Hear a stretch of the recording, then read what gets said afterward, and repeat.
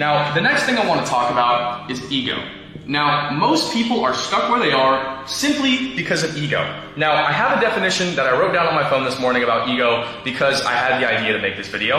And I said, ego is the illusion that you are your thoughts, achievements, or status. It feeds on validation and control, but quietly blocks growth and freedom.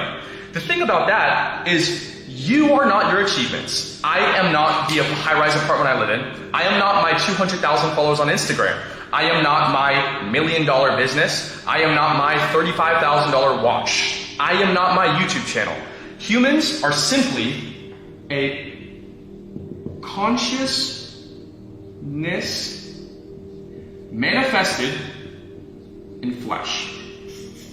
That's all we are. You are not your bones, you are not the clothes, you are not your eyes, you are not even your brain. And this is going to sound wild. Humans are simply a collective consciousness manifested in flesh. That is all you are.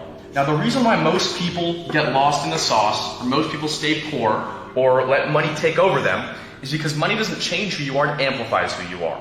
So if you don't take care of these deep-rooted problems before you get rich, you're going to be the worst rich person on the planet.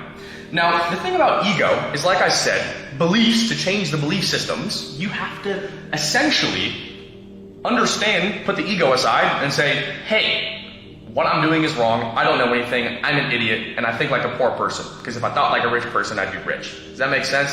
It's hard to accept, but you gotta accept it. That's reality. So, the next thing that I want to say, let me write ego a little bit bigger, a little bit smaller actually. So, here's your ego. Now, the problem is I'm going to get a different color marker, changing it up now, don't worry.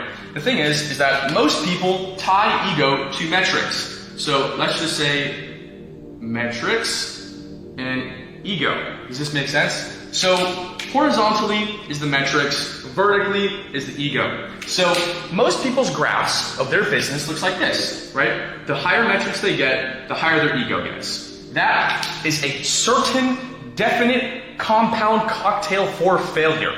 If you think, or if you tie your ego to the metrics that you are getting inside of your business, the things that you are doing, if that makes sense. Let me move this a little bit closer.